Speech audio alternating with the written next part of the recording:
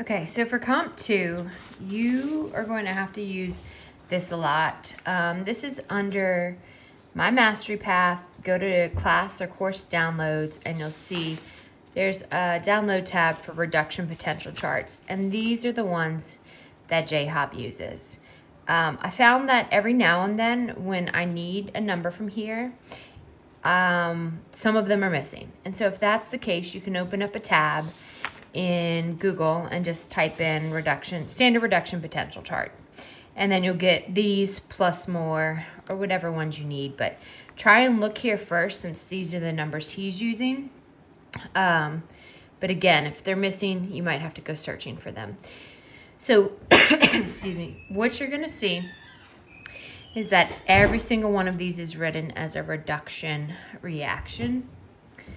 They're all gaining electrons no matter what, right? Even the second page. And then they're given a value for their E cell. And so if you were to flip the reaction, then you would have their oxidation reaction where the electron would be on the opposite side, it would be losing, and this would be flipping. The beginning of this comp is trying to get you used to figuring out, well, if I put two of these half cell reactions together, would they make a good battery?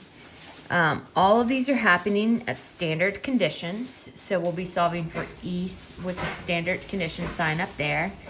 And what we want is a positive E cell. He has a couple of ways you could solve for that. I stick to the same one in all of my solutions. I always figure out, okay, what is being reduced when I have a problem?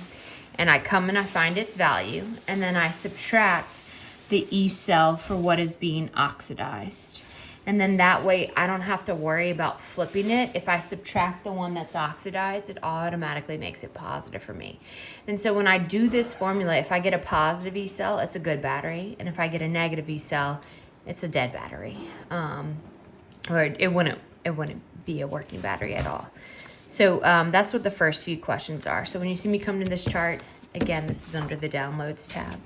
So right here, if I have this reaction, and I want to know what would the E cell be. The first thing I'm going to do is assign oxidation numbers, 0, 2, 2, 0.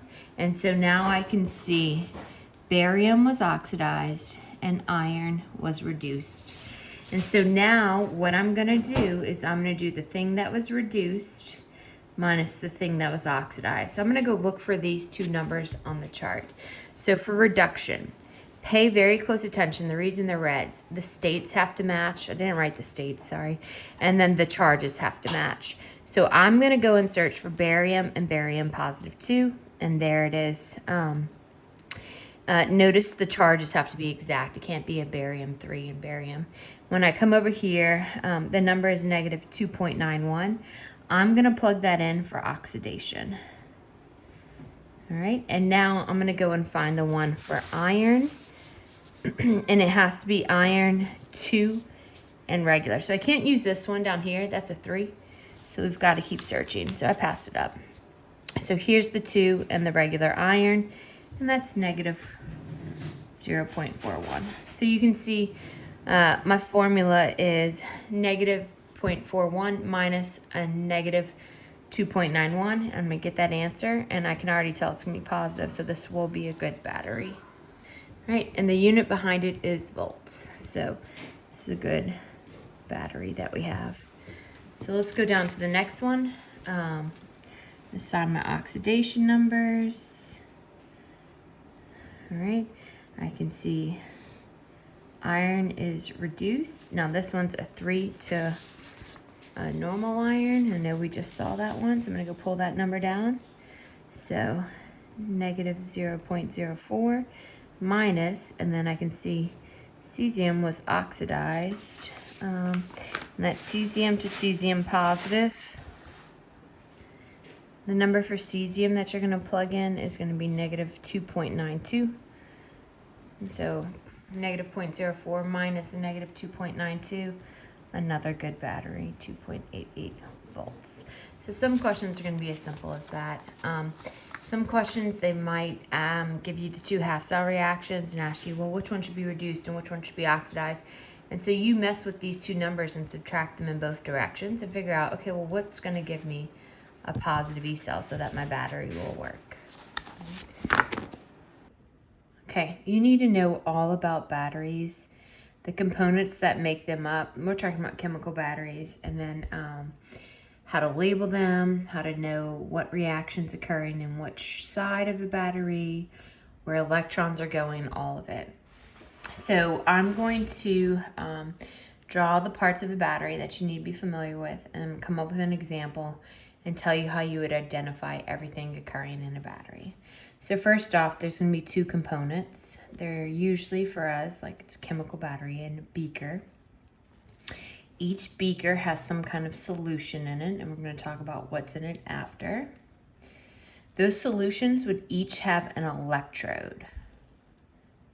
Okay, an electrode is a piece of metal, and then they are connected by wire. So at the top, this is wire. Maybe right here you have something you're trying to power, volt reader, something like that, but the wire connects both sides.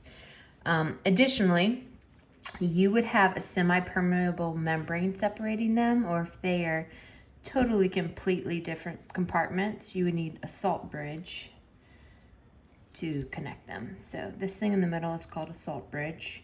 It would have a salt, which is just an ionic compound in it. Remember, this up here is your wire. These are electrodes, but each electrode, one's going to be a cathode and one's going to be an anode. It does not matter which is which, so I'm just randomly going to say, let's call this one our anode, and let's call this one our cathode. So if Professor Hopkins specifies, just pay attention because the reaction that occurs on each one is going to be different. Your anode, just like anions, is your negative side. And your cathode, just like cations, is your positive side. Okay, so let's say we have this redox reaction. We have nickel metal reacting with silver ions, and they're going to make nickel ions and silver metal. Okay, and we know this is going to be a battery, right? So we need to figure out, okay, well, is nickel on this side of the compartment or this side? And so it all depends on what's being reduced or oxidized. So I'm gonna go in and do my oxidation numbers and figure out what's oxidized and what's reduced. So we have a 0, a 1. Coefficients don't matter when we're doing oxidation numbers. A 2 and a 0. So I can see nickel went from 0 to 2. It was oxidized. Silver reduced from 1 to 0. So when I separate them up into their half reactions, all right, nickel would be losing some electrons to become your nickel ions, and then your silver would be gaining some electrons to become your silver metal. All right, so should I put the silver on the anode or the cathode? And so I'm going to give you some like little mnemonic devices that'll help you, and they're in the forms of animals. So the first animal is an ox. And so that's going to help you remember that anode, right, is where oxidation occurs. Anode for oxidation, N-ox. So now I'm going to go to my anode, and which should be a piece of metal, right? And so oxidation's occurring there. So I'm going to put nickel metal is my anode, which means what should be in the solution? Nickel ions. All right. The next animal is red cat. And so that means reduction occurs at the cathode. Red at the cathode. Cat. So if I go to my reduction reaction right here with silver, your cathode is a piece of metal, so I'm going to make it silver metal. And that means your silver ions should be in the solution because Those are aqueous. They should be dissolved up in something. Right? Now, let's talk about where our electrons are going. So we know nickel is losing electrons, right? So if I come over here, if this is where oxidation's occurring, nickel loses electrons. So where do they go? They go along the wire. And so your last animal is going to be a fat cat. And it tells you about the flow of your electrons. So your electrons flow from the anode to the cathode, always. There's no other way. Like, you'll have true or false questions. This is always true. So fat cat, from the anode to the cathode. So you might have to even have an arrow in there showing like the directions of the electrons. So you find your anode and you would say, my electrons are going this way, from the anode to the cathode. You might also be asked about mass changes in your battery. So, if you have electrons leaving, they're going in this direction, they're leaving the nickel. Well, if nickel loses electrons, it's going to start to disappear into the solution as nickel 2 positives, right? So you're going to have these nickels becoming ions. And so we would say that the anode loses mass, right? Where the electrons are leaving, the nickel dissolves into the liquid. So the anode will always lose mass, right? As the electrons flow over here, they come to the edge of the metal, right? Here's all my electrons. Well, what's going to be attracted to that? These positive silvers. So they're going to come over here and say, I want to bond with that negative. And so they're going to start to stick to this cathode. And so our cathode is going to gain mass. All right, and that is always true. They're not switching. Now, we want our battery to keep flowing. So if this side is losing positives, then let's replace them. So that's where our salt bridge is going to come in. Our salt is going to be from an ionic compound. It doesn't have to match the ions that we already have in here. It's going to have positive cations and negative anions. So our cations always flow to the cathode. So your cations from a salt bridge flow to the cathode. It's because these positives are leaving. They're becoming pure solid silver. So we're going to get some more positives in here. And then our anions are always flowing to the anode. Right? And they're attracted to this positive nickels coming in. So that's why they're being pulled in this direction. And so that way our battery can keep working. You might be asked, what is the voltage of this battery? And that's just when you find E cell. So just pay attention in case it asks you. And that's when you take the E of your reduction minus the E of your oxidation, which we've been doing. You would come here and find their values. So if I do that, silver, the one being reduced, is 0.8 minus nickel is a negative 0.28. And so we're going to get a 1.08 voltage that we could put right here if it's looking for the voltage of this battery. Now that's positive, so it's spontaneous. So this battery will work. That means our delta G, if we went to solve for it, should be negative. That means that Q is less than K.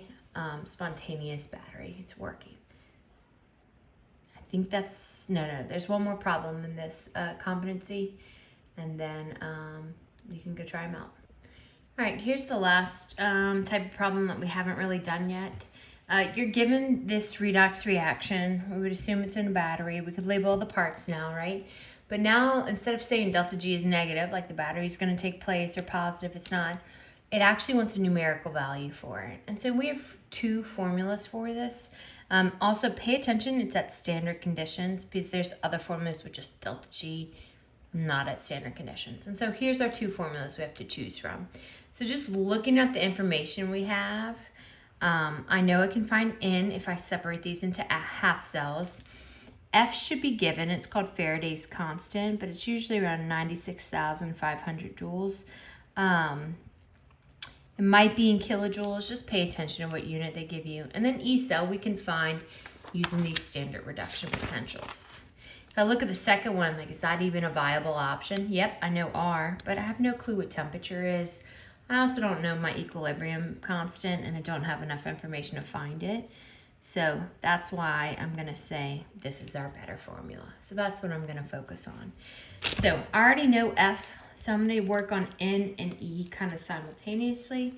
First, in order to do both of them, I need to know what's oxidized and what's reduced. So going in, giving my oxidation numbers. Aluminum is oxidized. Copper went down in value, 2 to 0. It's reduced. And let me split these up into my half cell reactions. Coppers are balanced, 2 electrons were lost. Aluminums are balanced, 3 electrons were gained. So let's make our electrons the same, and that's what N is. So 2 and 3 can both go into 6. So I'm going to multiply this top one by 3. And multiply this bottom one by 2. All right, and there I go. N equals 6. So now I know Faraday's constant, I know N, and let's find E cell. So for E cell, go to your reduction potential chart, and we're going to do aluminum's value first, and when you find it, it's 0.34. Reduction minus oxidation. Then we go and look for copper 2 to copper, and that's a negative 1.66. And so when we subtract those, we get 2 volts. And so now I'm ready to solve. Delta G naught equals negative N, we said that was 6, times Faraday's constant, 96,500, right? And times E cell, which is 2 volts. And so we're going to get negative 1,158,000 joules, which is fine. Pay attention in case he wants kilojoules. So that tells me, okay, delta G is negative. This is a spontaneous reaction. The battery is going to work. It tells me Q is less than K. It tells me S total is positive. So remember all of these things because your final's coming up and you're going to have to remember it all. And so that's how we would solve for it. So your next comp 3 or 4, whatever one we're going to next, has a lot more ways of solving for delta G, for E, and for K. So that's what we'll be up to next.